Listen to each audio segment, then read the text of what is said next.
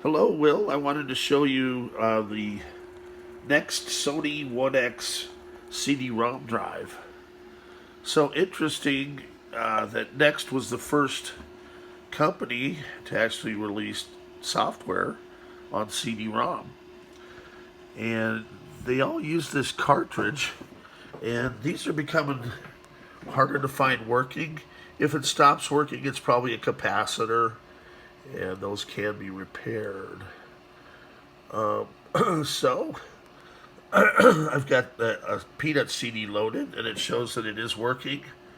And I'm going to go ahead and click up here to eject the disk to make sure that's working. So we should see the disk eject. Okay, that works. And then here's the original NeXT CD package, and I even found the external CD-ROM drive book from NeXT. So it's got 3.0 user developer here. And all of these cartridges seem to be plagued with the same thing. And that's why they probably got rid of them later. So there's going to be a corner broken. And there's a little tab here that you can press. And that'll let you open the thing. So it's kind of hard to do with one hand.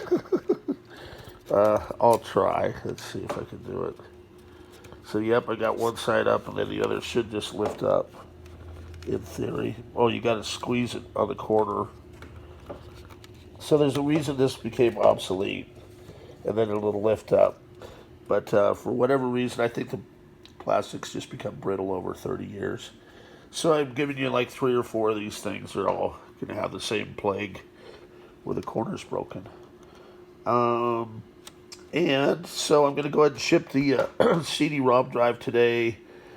And I've got the price guide from 1990 and this 3.0 package with the SCSI cable and power cable. And have a happy 4th.